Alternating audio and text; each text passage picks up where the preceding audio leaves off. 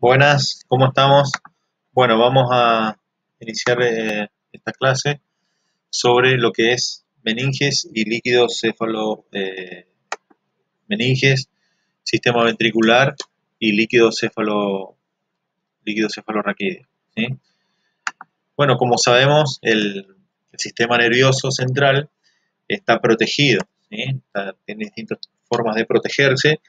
Una que es muy importante es el sistema óseo formado por lo que es la calota craneana y la bóveda craneana, perdón, formada por la calota y la base del cráneo, y lo que es el raquis o la columna vertebral, que aloja principalmente a la médula espinal.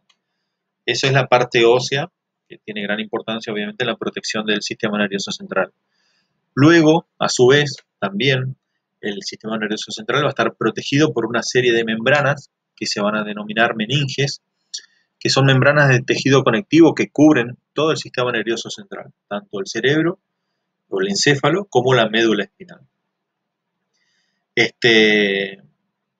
Dentro de estas meninges vamos a identificar tres capas, ¿sí? Una que es la más externa, que se llama dura madre o paquimeninge, una media que es la aracnoide y una interna que es la pía madre o leptomeninge. Actúan como una verdadera barrera selectiva, ¿sí?, que impide la entrada de sustancias y micropartículas que perjudican al sistema nervioso central. También se encarga de amortiguar los golpes, lubrica y nutre a los haces de mielina que recubre el sistema nervioso central. O sea, tiene una verdadera también función protectora de el sistema nervioso central. Acá podemos observar la calota craneana, las tres meninges, dentro de esa, como dijimos, la más externa, la dura madre, en el medio la aracnoide, que tiene esa particularidad de ser trabeculada, que es por donde se van a ubicar todos los que son los plexos venosos y arteriales, donde van a circular, perdón, las arterias y venas, que van a nutrir al parénquima cerebral y espinal. Y luego, adherido ya al tejido nervioso, vamos a tener lo que es la pía madre, que es la capa como adventicia o la capa eh, eh, orgánica, digamos, que se adhiere a todo y acompaña a todo lo que es las circunvoluciones y todo eso de lo que es el cerebro en este caso, por ejemplo. Bien, acá podemos ver a nivel de la médula espinal también, donde tenemos las tres capas, la dura madre, que es la más externa, la aracnoides y la pía madre o, como dijimos, la capa visceral sería de estas meninges. Es importante entender también que entre una y otra capa hay un espacio, ¿sí? Por ejemplo, entre la parte ósea, ¿sí?, y la dura madre hay un espacio llamado espacio epidural, ¿sí?, que sería acá arriba. Luego, entre la dura madre y la aracnoide hay otro espacio, que es el espacio subdural, y después vamos a ver que la aracnoide se divide en dos hojas, y en el medio están esas trabéculas. Ese es el espacio subaracnoideo, ¿sí? Y luego por dentro ya de la pía madre está lo que es el tejido ya parenquimatoso, ¿sí? Esto es importante entender cuáles son esos espacios virtuales de alguna manera, pero es donde se puede alojar, por ejemplo, distintas patologías, como por ejemplo los hematomas, ¿sí? Por ejemplo, si hay un traumatismo, se puede alojar acá en el espacio epidural, o el espacio subdural, o el espacio subaracnoideo, si alguna de las arterias o venas que están por dentro de este espacio se rompen, por un hematoma acá en el espacio subaracnoideo, o si hubiera algo dentro del tejido nervioso, ya sería intraparenquimatoso, ¿sí?, que sería por debajo de la pía madre. Bien. La dura madre es la más externa de estas tres capas, ¿sí? Posee una gran resistencia, un verdadero tejido fibroso, ¿sí?, que se divide en dos hojas, una más externa, que es la capa endóstica, que está adherida al periósteo del hueso, y por dentro tenemos una capa que es la capa meningia, propiamente dicha de la dura madre, ¿sí?, que es una membrana fibrosa que cubre todo el encéfalo y que se continúa a través del foramen magno para formar la dura madre de la médula espinal. También va a enviar prolongaciones, ¿sí? Esta dura madre o tabiques hacia la cavidad craneal, en los espacios que se comunican libremente y que alojan las divisiones del encéfalo. Dentro de esto tenemos un tabique sagital, ¿sí? Anteroposterior, que es llamado la hoz del cerebro, que va a tener un borde libre, adherente, perdón, a la calota craneana, formando lo que es el seno longitudinal superior, ¿sí? Y un borde libre abajo que forma el seno longitudinal inferior. Esta hoz del cerebro lo que va a hacer es dividir al encéfalo en dos hemisferios cerebrales, ¿sí? Uno derecho y otro izquierdo. Hacia atrás, la hoz del cerebro se va a adherir a la tienda del cerebelo, que es un tabique ya, pero en vez de ser sagital es horizontal, ¿sí? Que ahora lo vamos a ver. Cuando se adhiere a la hoz del cerebelo, forma lo que se llama el seno recto, ¿sí? Eso es importante. Los senos son lugares donde circula sangre venosa, ¿sí? Eso es importante, donde terminan todas las venas que vienen desde el parénquima cerebral, terminan en los senos venosos, y también también de la calota craneana, y también donde se va a drenar el líquido cefalorraquídeo a través de las vellosidades aracnoides. Eso es importante saber, digamos, de los senos venosos, que se forman por un desdoblamiento, dijimos, de las dos hojas de la dura madre. ¿Estamos? La tienda del cerebelo, como dijimos, es un pliegue también de la dura madre, con una configuración en forma de media luna, ¿sí? Que forma un techo sobre la fosa posterior, ¿sí? Se ubica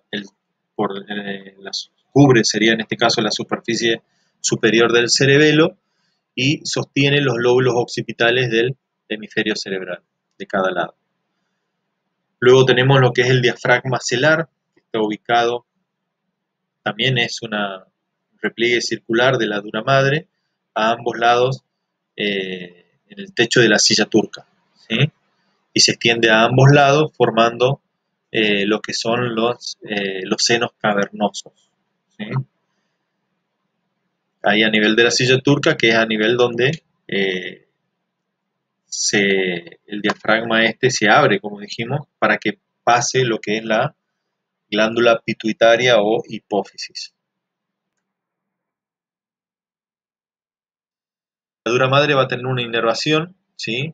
Importante, que va a estar dada por los nervios trigéminos, el nervio vago y los tres primeros nervios cervicales, espinales. Esto es importante porque tiene mucha sensibilidad a la dura madre y principalmente responde la sensibilidad al estiramiento. Eso ocasiona dolor que se manifiesta como cefalea. También en algún proceso inflamatorio o infeccioso, también una meningitis, por ejemplo, va a provocar dolor que va a ser transmitido por estos nervios.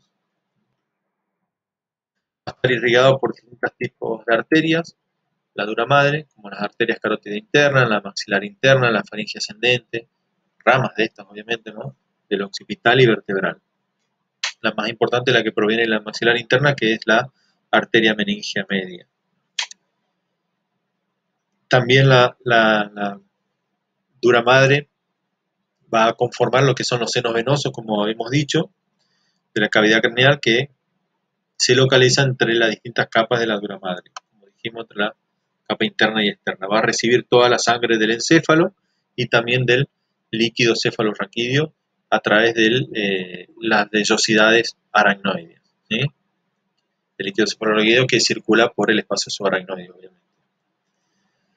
La sangre de los senos van a terminar en las venas yugulares internas a través que va a salir, ¿sí? Del cráneo a través del agujero rajado posterior.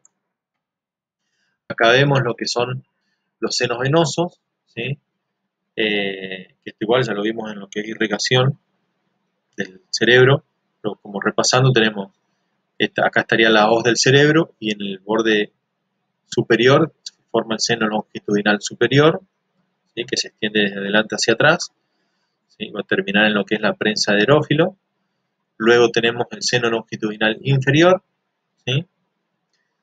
Que junto con la vena de Galeno, o la vena magna, o gran vena cerebral, que terminan en el seno recto, que se dirige hacia atrás y se une a la prensa de erófilo, y por donde va a salir los senos laterales, que van a recibir a los senos petrosos, superiores e inferiores, que vienen desde los senos cavernosos, ¿sí? Y van a salir a través del agujero rasgado posterior, formando la vena yugular interna. Ese es el drenaje, digamos, así en general, del drenaje venoso que forman los senos de la dura madre en este caso.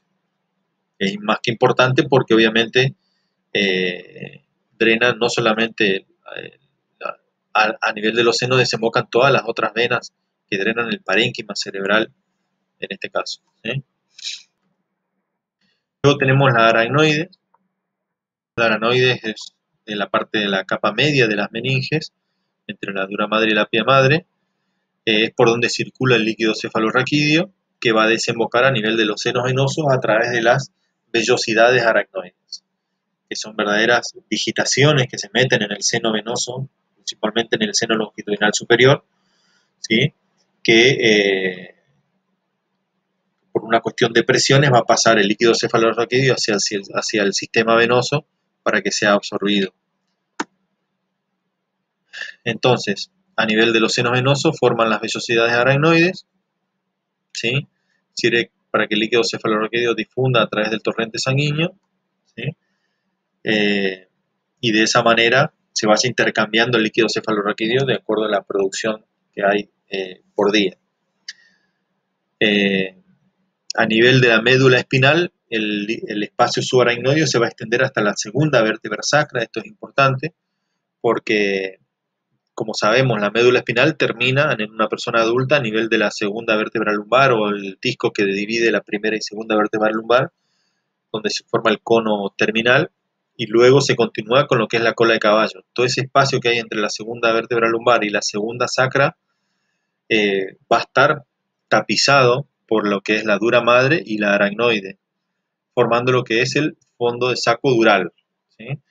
Que es donde hay líquido cefalorraquídeo. Esto es importante porque es ahí ese nivel, a nivel del espacio de la cuarta vértebra lumbar, más o menos, que es donde se hacen las punciones lumbares para extraer líquido cefalorraquídeo para analizar en caso de sospecha de una meningitis, o en el lugar también donde se hacen las anestesias raquídeas, ¿sí? Se inyecta, en ese caso, anestésicos para producir una anestesia desde lo que es a nivel lumbar hacia abajo, ¿sí? Todas las arterias y venas, ¿sí?, cerebrales van a estar ubicadas en el espacio subaracnoide, ¿sí? Por eso les decía hoy que es un lugar donde transcurren también estos plexos venosos y arteriales que son importantes. Acá vemos esta forma trabeculada que tiene el espacio subaracnoideo y por donde discurren las venas y arterias. Esto es importante porque hay veces que se producen lo que llaman los ACV, o accidentes cerebrovasculares, que pueden ser de dos tipos, isquémicos o hemorrágicos. Isquémico es cuando se tapa alguna arteria y entonces parte del cerebro no le llega sangre y se muere, digamos, se infarta, y eso da una sintomatología. Y otros son los accidentes cerebrovasculares hemorrágicos, que es por ejemplo, que algunas de estas arterias o venas se rompan, ya sea por un aneurisma o algo, y hace un verdadero hematoma en esta región, que obviamente va a producir un daño neurológico con una sintomatología en particular que bueno, que de acuerdo a la magnitud se puede hasta comprometer la vida del paciente inclusive, o la localización también. Entonces este es el espacio subaracnoideo por donde circula también, aparte de estar ubicados estos plexos venosos y arteriales, también está el líquido cefalorraquídeo, ¿sí? Las arterias que están en este espacio, que emiten sus ramas, que van a entrar al parénquima cerebral para llevar los nutrientes y la sangre al tejido nervioso, también es acompañado por parte del aracnoides y por una membrana que se llama limitante interna, que está entre lo que es la pía madre y la aracnoides, ¿sí? La pía madre es una membrana vascular, ¿sí?, que cubre completamente también todo el encéfalo, las circunvoluciones, se va metiendo en todos los surcos que se van formando. O sea, forma lo que es, como dijimos, una capa visceral porque está adherida al parénquima, al tejido nervioso sería. Eh, También hacia afuera se extiende hacia los nervios craneales, ¿sí?, y se fusiona con el epineuro. También se fusiona con el epéndimo, ¿sí?, de los ventrículos, por ejemplo, para formar los plexos coroideos, ¿sí?, que es donde se produce el líquido cefalorraquídeo. También la pía madre a nivel del cono terminal ahí de la médula espinal se va a continuar hasta la vértebras coxígeas, formando lo que es el filum terminal. ¿Ah? Por ejemplo, una hemorragia subdural, que es muy común en los accidentes de tránsito, se provoca obviamente por una fractura de la calota craneana o algo por el accidente, que puede ser pequeño o puede ser grande, y se produce un hematoma en forma de esta manera, como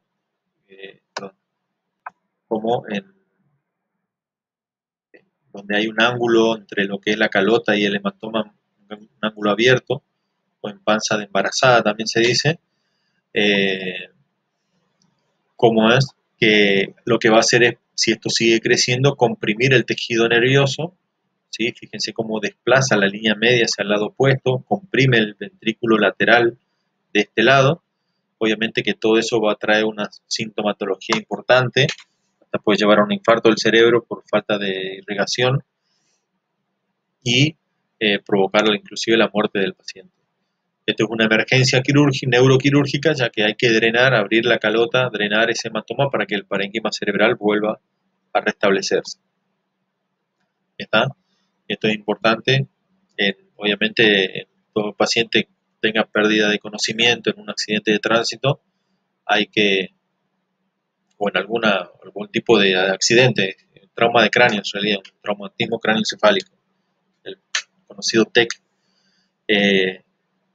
que sea con sintomatología de gravedad, hay que hacer una tomografía sin contraste y ahí poder ver, en este caso, por ejemplo, un hematoma subdural. Este es un hematoma subdural. ¿Sí? Acuérdense, en los traumatismos, ¿sí? Generalmente el hematoma es subdural o epidural. ¿Sí? Ahora, en los ACV, generalmente el hematoma es subaracnoideo. Eso es lo habitual. Pueden haber excepciones, obviamente, que puede ser que por un traumatismo se rompa algún vaso del espacio subaracnoideo y se produzca una hemorragia subaracnoidea. La característica que ustedes van a ver es que, como el líquido cefalorraquídeo que circula por el espacio subaracnoideo se va a llenar de sangre, entonces en todas las circunvoluciones, en todas esas entraditas que tiene, va a haber esta densidad, digamos, más blanca, ¿sí?, más opaca, eh, formando como entraderas, por decirlo así, dentro del tejido nervioso. ¿Está? O si hay esa sangre también, que se lo ve de esta manera, en el sistema ventricular, por ejemplo, también van a decir que la hemorragia es subaracnoidea. ¿Está? Ahora, si, por ejemplo, hay una lesión del parénquima cerebral, el hematoma se va a hacer intraparenquimatoso. Va a haber un hematoma acá destruyendo el tejido nervioso, pero ya va a ser más difuso, digamos, sin una relación particular. Bueno, con respecto al sistema ventricular, el sistema ventricular es un espacio o cámara donde se produce, se almacena y circula el líquido cefalorraquídeo. ¿Sí? Tiene paredes que son extendibles. Los ventrículos cerebrales son 4, dos laterales, ¿sí?, ubicados uno en cada hemisferio cerebral, que van a estar conectados a través de los senos o agujeros de Monroe, ¿sí?, o senos interventriculares, con el tercer ventrículo. Se van a comunicar. El tercer ventrículo está ubicado a nivel del diencéfalo, ¿sí?, y de ahí va a pasar el líquido cefalorraquídeo a través del acueducto de Silvio al cuarto ventrículo. ¿sí? Y del cuarto ventrículo, el líquido cefalorraquídeo va a pasar al espacio subaracnoideo a través de los agujeros laterales de Luska o medial de Magendie, ¿sí? Para pasar el líquido, como dijimos, al espacio subaracnoideo y de ahí circular hacia los senos venosos para que sea reabsorbido, ¿sí? Esa es la circulación del líquido cefalorraquídeo. Acá lo vemos, a los ventrículos eh, laterales, tercer ventrículo y cuarto ventrículo. Los ventrículos laterales son dos, como dijimos, uno en cada hemisferio, uno derecho y otro izquierdo, también llamado primer y segundo ventrículo. El izquierdo es el primero, el segundo es el derecho. Va a presentar un cuerpo y tres prolongaciones, una anterior o frontal, una posterior occipital y una inferior o temporal, ¿sí? Va a presentar un agujero, uno de cada lado, que se van a comunicar con el tercer ventrículo, ¿sí? Que se llama el agujero de Monro.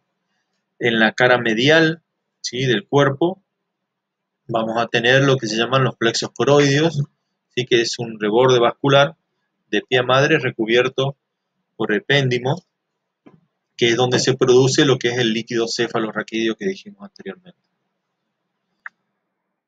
Lo vemos más. De mayor tamaño vemos las prolongaciones anteriores, posteriores e inferiores, ¿tá? La comunicación a través del agujero Monro con el tercer ventrículo, que está ubicado a nivel del diencéfalo, como dijimos. Esto está ubicado en los hemisferios cerebrales. Y luego tenemos el acueducto de Silvio, el cuarto ventrículo. Lo vemos desde arriba, ¿sí? Acá se estarían comunicando de un lado y del otro con el ventrículo lateral, ¿sí? Prolongación anterior, inferior y posterior. Acá lo vemos a nivel in situ, digamos, en el tejido nervioso. Tenemos los ventrículos laterales, ¿sí? Tercer ventrículo, ¿sí? Conducto de Silvio, acueducto de Silvio y cuarto ventrículo. El tercer ventrículo, entonces, tiene forma de hendidura estrecha, ¿sí?, que está ubicado entre los dos tálamos ópticos, ¿sí?, de un lado y del otro. Por eso decimos que el tercer ventrículo está ubicado a nivel del diencéfalo. Si recuerdan, bueno, cuando vimos diencéfalo, son todas las estructuras que rodean al tercer ventrículo. Se comunica entonces con los ventrículos laterales a través de los agujeros interventriculares de Monro, y con el cuarto ventrículo a través del acueducto cerebral o de Silvio. Este acueducto mide entre 1,8 centímetros de longitud, ¿sí?, desde el tercer al cuarto ventrículo. El cuarto ventrículo tiene forma de tienda de campaña, se ubica, como dijimos, ya por debajo de lo que es la tienda del cerebelo, se ubica por delante del cerebelo y por detrás de la protuberancia y la mitad superior del bulbo, ¿sí? Presenta a ambos lados dos recesos laterales, que son los agujeros de Luska, que es por donde sale el líquido cefalorraquídeo, y en la parte media contiene el agujero de Magendie también, que se dirige hacia atrás para pasar el líquido cefalorraquídeo hacia el espacio subaracnoide.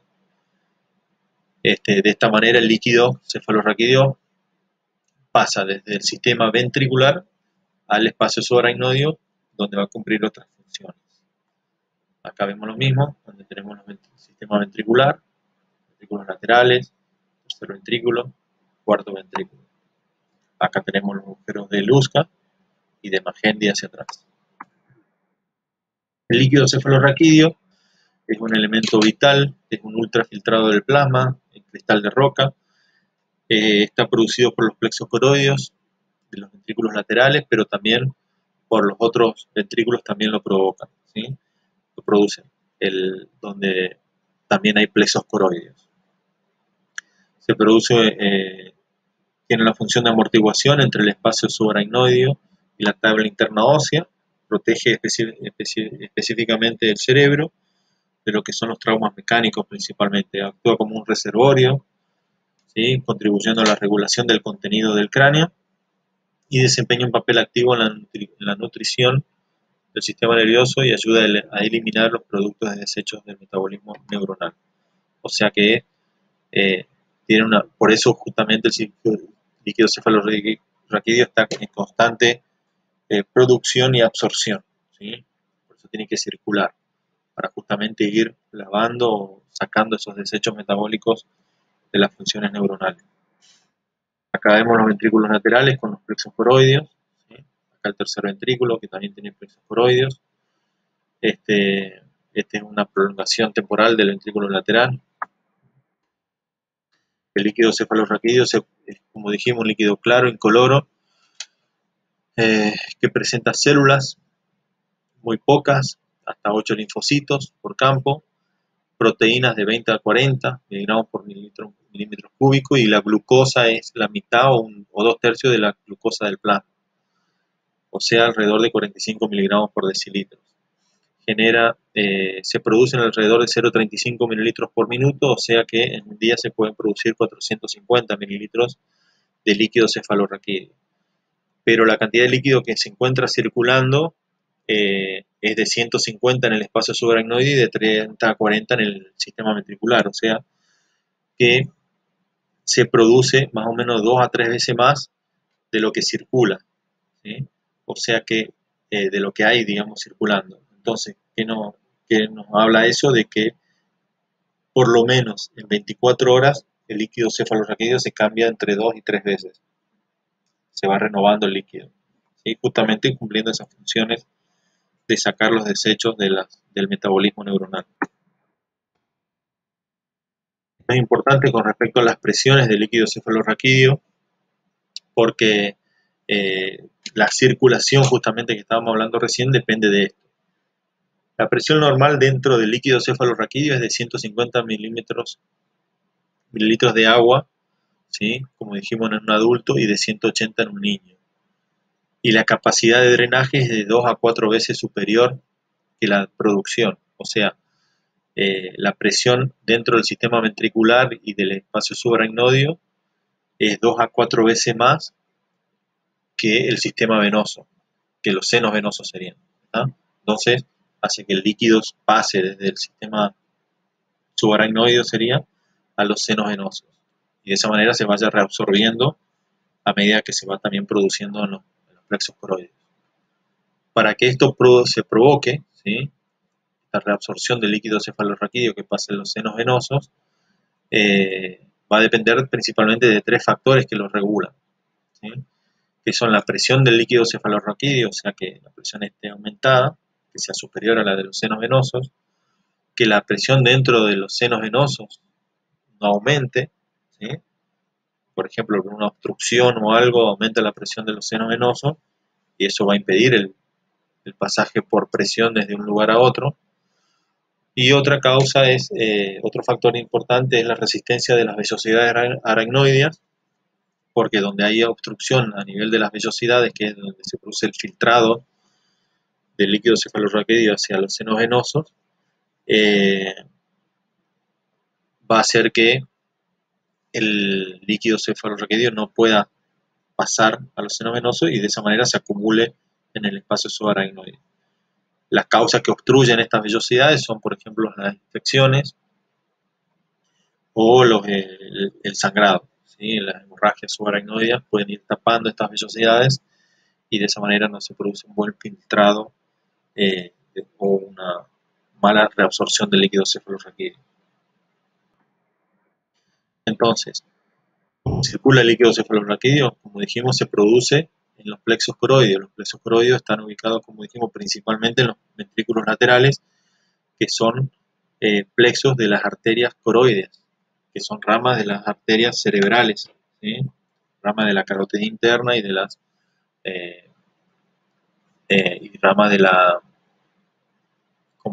las vertebrales que forman el tronco basilar y luego se dividen en las cerebrales posteriores. Bueno, eso forman que son las arterias, las distintas ramas coroideas que van a los senos, a los ventrículos, perdón, y principalmente a los ventrículos laterales. Ahí forman los plexos coroideos, que forman el líquido cefalorraquídeo, que luego a través del agujero de Monro pasa al tercer ventrículo, y de ahí a través del agujero del acueducto de Celio pasa al cuarto ventrículo, de donde sale a través de los agujeros laterales de Luska y los posteriores y mediales de Magendie al espacio subaracnoide, donde va a circular, ¿sí? A través de las distintas cisternas que procede el espacio subaracnoideo para llegar a los senos venosos, principalmente el seno longitudinal superior, donde a través de las vellosidades aracnoideas, que cuando se acumulan forman las granulaciones de Pacchioni, que hacen que el líquido cefalorraquídeo pase por una cuestión de gradiente de presiones desde el espacio subaracnoideo pasa a los senos venosos para entrar a la circulación sistémica. Acá vemos también cómo entonces los ventrículos laterales, a través de los plexos coroideos se forma el líquido cefalorraquídeo, luego el agujero de Monro se comunica con el tercer ventrículo, pasa a través del acueducto de Silvio al cuarto ventrículo. Fíjense que también hay plexo coroideo ahí, también hay plexo coroideo en el tercer ventrículo, y de ahí, a través de los agujeros de Luska y de Magendie, pasa al espacio subaracnoideo. El espacio subaracnoideo que va también a nivel de la médula espinal y todo pericerebral, digamos, periencefálico, donde también se forman distintos recesos o dilataciones de este espacio subaracnoideo, que son las cisternas subaracnoideas. Dentro de eso tenemos la cisterna cerebelo-medulares, la cisterna de la gran vena cerebral, cisterna interpeduncular, la cisterna quiasmática. A nivel lateral, acá de los hemisferios, tenemos a nivel de la cisura de Silvio, tenemos la cisura lateral o cisterna lateral o cisterna silviana, que también es importante. Entonces, en todo ese espacio subaracnoideo circula el líquido cefalorraquídeo, principalmente viene hacia la parte superior, donde está el seno longitudinal superior, que es esto azul que se ve acá, donde a través de esas vellosidades que dijimos, que son como digitaciones que se meten dentro del seno, se produce el filtrado del líquido cefalorraquídeo hacia el seno venoso para ser drenado y reabsorbido el líquido cefalorraquídeo. Esa acumulación de esas vellosidades forman las granulaciones de Pacchioni, que a veces crecen tanto que pueden producir verdaderas improntas en la que es la calota craneana. Y eso queda grabado de alguna manera así en lo que es el hueso. Esto es a nivel de la médula espinal, donde tenemos el cuerpo vertebral, bueno, lo que es la vértebra, las meninges, donde la más externa es la dura madre, el espacio subaracnoideo, como vimos acá, marrón, y la pia madre adherida al tejido nervioso. Acá no hay tanto espacio epidural, o sea, tanto espacio subaracnoideo donde hay líquido cefalorraquídeo, a diferencia de la parte más inferior, que como decíamos, donde ya no hay médula espinal, donde hay más bien fibras nerviosas nomás que se forman en la cola de caballo o caudaquina, y donde hay mayor cantidad de líquido cefalorraquídeo en lo que es el saco dural, ¿sí? Que se extiende hasta la segunda vértebra sacra, como habíamos dicho. Es un caso donde vemos un caso, por ejemplo, de hidrocefalia, donde esto es importante lo que estábamos hablando de la circulación, porque depende de dónde pueda haber una obstrucción del líquido cefalorraquídeo, va a hacer que el líquido no circule adecuadamente y se acumule líquido en los distintos espacios, y eso va a ir haciendo que se vaya agrandando el sistema ventricular, por ejemplo, o el espacio subaracnoideo, y eso lleva a lo que se llama la hidrocefalia, ¿sí? Dependiendo en el lugar donde se produzca esa obstrucción, ¿sí? Si se obstruye acá el acueducto de Silvio, el líquido que viene desde los ventrículos laterales y el tercer ventrículo no va a poder pasar, entonces se va a acumular acá y va a empezar a dilatarse el sistema ventricular, que eso va a traer consecuencias obviamente porque va a comprimir el tejido nervioso y bueno, se va a acompañar de sintomatología específica. Ahora, si por ejemplo hay una mala absorción acá por distintos mecanismos, como vimos anteriormente, porque se tapan las vellosidades, no se absorbe lo que es el líquido cefalorraquídeo, entonces se va a acumular líquido cefalorraquídeo tanto en el espacio subaracnoideo como en el sistema ventricular. Se va a ir dilatando todo y va a provocar lo que se llama la hidrocefalia también, ¿no? Lo que vemos ahora.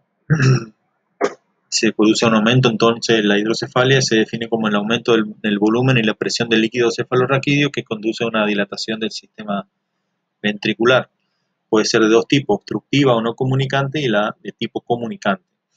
La obstructiva es lo que veíamos recién. Si se obstruye el acueducto de Silio, por ejemplo, va a hacer que se dilaten en sentido proximal el tercer y cuarto y los ventrículos laterales.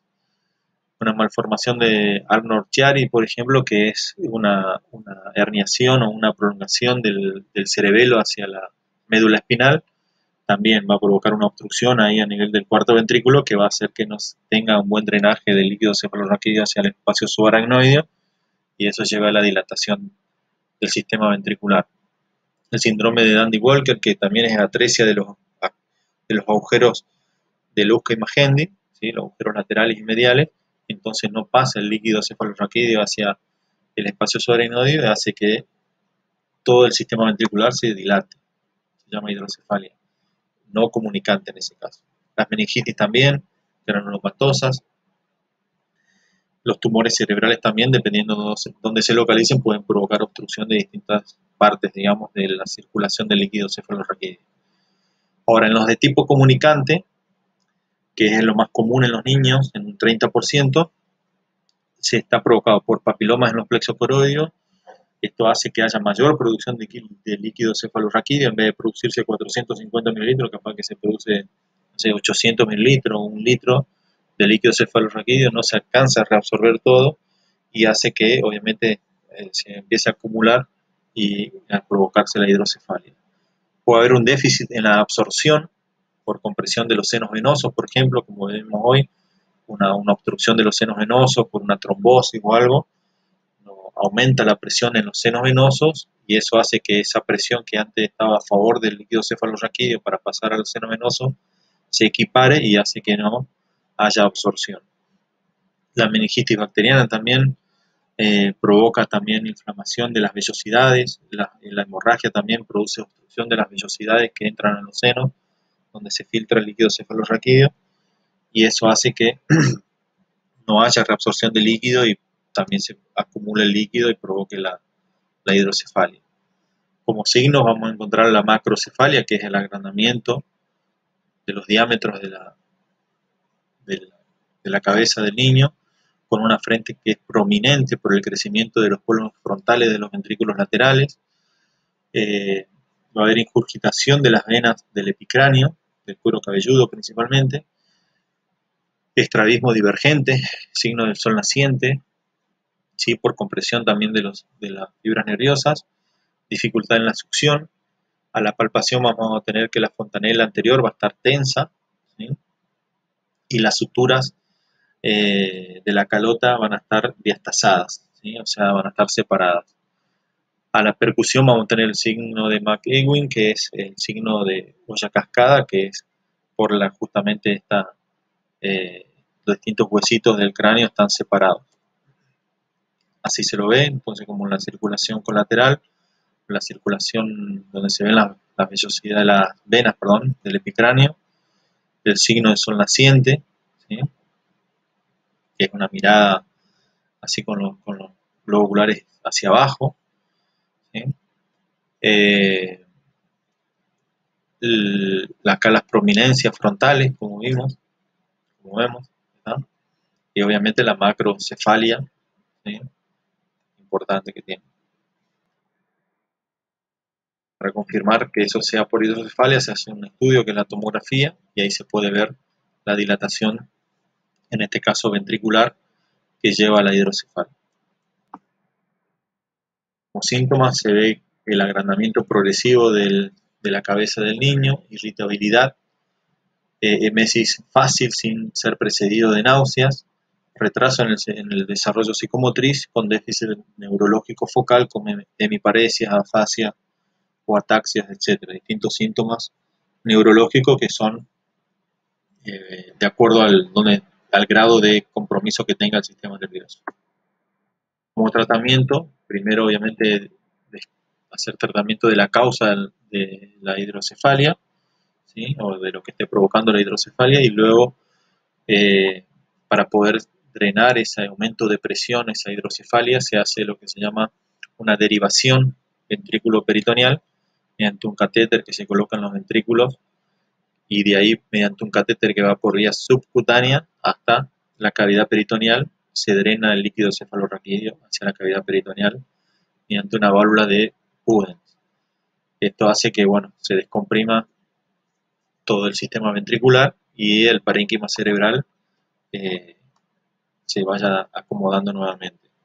De acuerdo al tiempo que haya transcurrido desde el diagnóstico hasta el tratamiento, pueden quedar o no secuelas, de acuerdo a cómo evoluciona el paciente.